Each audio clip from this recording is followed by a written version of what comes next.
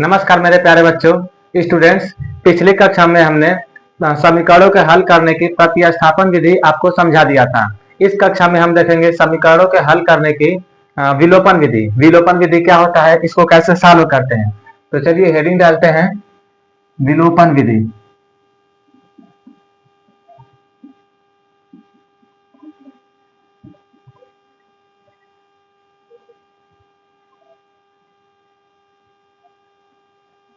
Elimination method.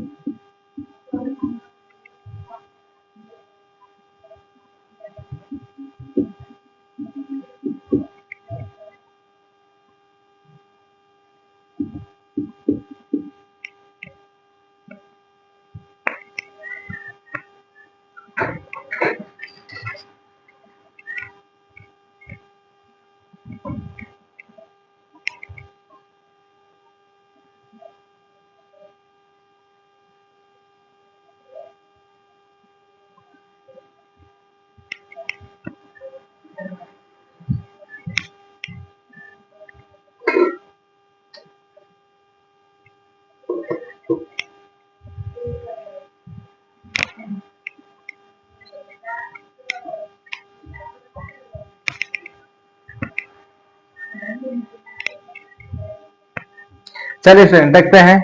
आप लोग सोच रहे होंगे कहाँ गायब हो गए थे। तो जैसे पढ़ा रहा था ना, तो एक बंदर आ गया था, उसी को रोटी वगैरह देने लगे हैं। चलिए, ये है हमारे पास 3x प्लस 4y बराबर 10 और 2x माइनस 2y बराबर 2। सॉल्व करना है इसको विलोपन विधि से। विलोपन विधि में क्या करना होता है, इसमें किसी भी एक टर्म को बराबर करेंगे। ये 4y है, या तो इसको भी 4y कर लें, या ये 2y है तो इसको भी 2y करें, या ये 3x है ये 2x है तो इन दोनों को बराबर करें। आप आजाद हैं, दोनों में से किसी को बराबर कर सकते हैं। तो हमें यहाँ से देखने पर आसान लग रहा है कि अगर समीकरण नंबर 2 में हम 2 से मल्टीप्लाई कर देंगे तो ये 4y बन जाएगा, और ये पहले से ही 4y है, तो दोनों एक दूसरे से कट जाएंगे। चलिए करते हैं, लेकिन यहाँ पे इंट्रोडक्शन लिखेंगे। समीकरण 2 में 2 से गुणा करने पर, अगर समीकरण 2 में 2 से गुणा करेंगे तो क्या होगा, पूरे समीकरण में ऐसे 2 से मल्टीप्लाई करिए। 2 2 जा 4x माइनस 2 2 जा 4y बराबर 4। ये होगा समीकरण नंबर 3। अब समीकरण नंबर 1 और समीकरण नंबर 3 को सॉल्व करेंगे, तो समीकरण 1 और समीकरण जब 3 को जोड़ेंगे तो ये दोनों एक दूसरे से कट जाएंगे। तो इंट्रोडक्शन लिखेंगे, समीकरण 1 तथा समीकरण 2 को जोड़ने पर 3x plus 4y is equal to 10 is equal to 4, समीकरण नंबर 2। अब क्या करेंगे बच्चों, देखिए ये प्लस 4y ये माइनस 4y है, एक दूसरे से कट करके कैंसिल आउट हो जाएंगे। 3x और 4x बन जाएगा 7x बराबर 10 और 4 14। तो यहाँ से x की वैल्यू आ जाएगा 14 बटे में 7। 7 से 14 को काटेंगे तो x की वैल्यू आ जाएगा 2। अब इस x का मान किसी भी समीकरण में रखिए, y का मान आ जाएगा। लिखेंगे x का मान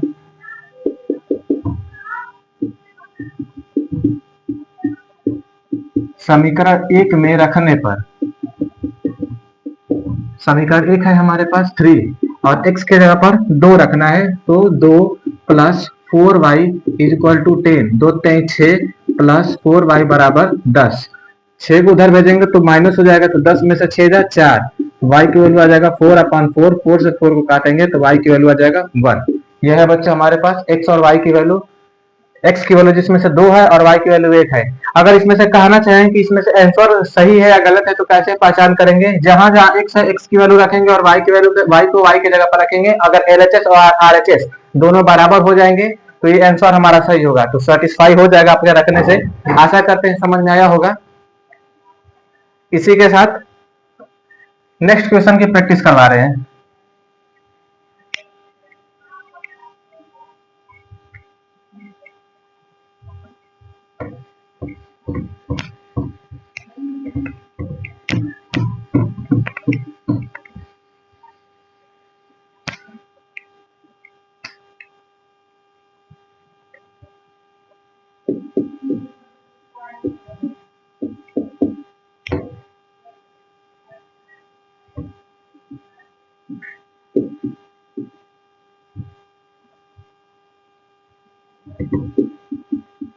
चलिए बच्चों, ये इक्वेशन है 3x minus 5y equal to 4 और 9x माइनस 2y बराबर 7।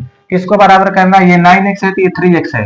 3x को 9x बनाना आसान है, समीकरण नंबर 1 में 3 से मल्टीप्लाई कर देंगे। तो यहाँ पर लिखेंगे समीकरण 1 में 3 से गुणा करने पर, अगर समीकरण 1 में 3 से गुणा करेंगे तो क्या हो जाएगा? 3 3 जा 9x माइनस 3 5 जा 15 और बराबर 3 चौके 12, समीकरण नंबर 3। अब देखिए समीकरण 2 और समीकरण 3 का x टर्म बराबर हो गया है, तो इन दोनों को घटाने पर लिखेंगे समीकरण 1 माइनस समीकरण 2। समीकरण 1 में से अगर समीकरण 2 को समीकरण 2 में से समीकरण 3 को घटाना है। समीकरण 2 है 9x minus 2y is equal to 7 और 9x minus 15y is equal to 12।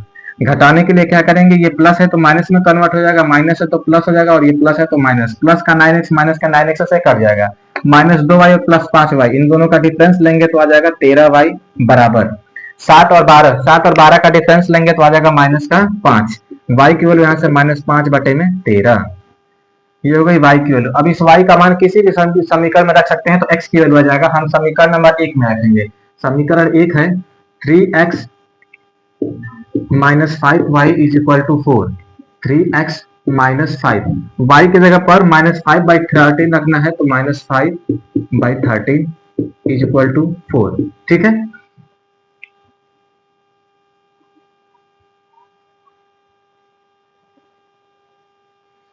चलिए सॉल्व करिए।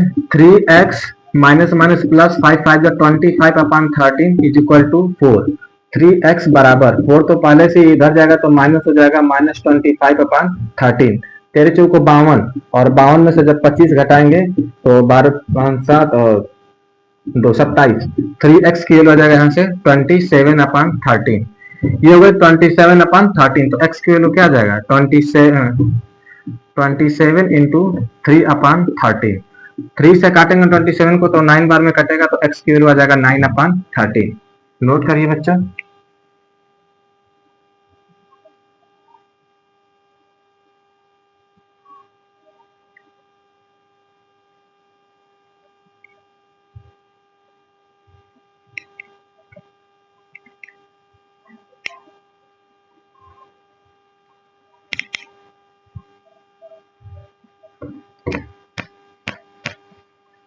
एक दो और सवालों की प्रैक्टिस करवा दे रहे हैं बच्चों। इसके एक्सरसाइज है, प्रतिस्थापन विधि को हल करने की, विलोपन विधि को हल करने के अलग अलग एक्सरसाइज है। ये आपका भी इंट्रोडक्शन क्लास चल रहा है। जब एक्सरसाइज वगैरह कराएंगे तो आपके सारे सवाल के थ्रू प्रैक्टिस हो जाएंगे। तीसरा क्वेश्चन है हमारे पास,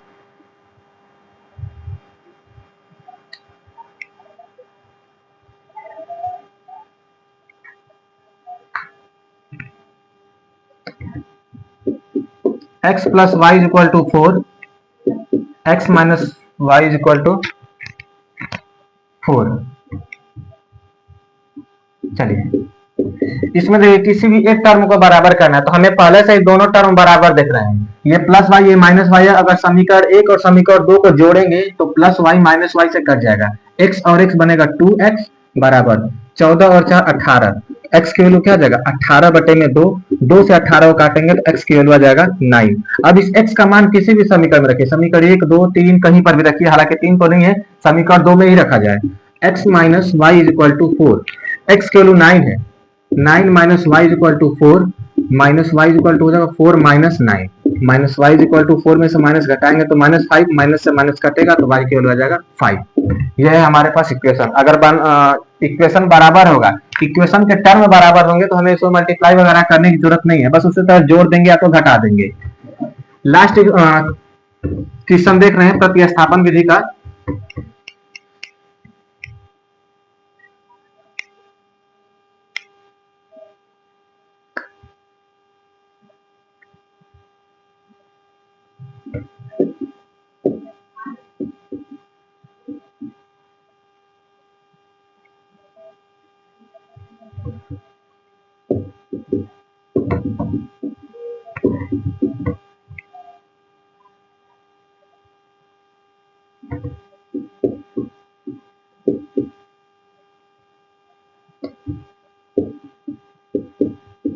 ये है बच्चों, देखिए क्या किया जाएगा इसमें।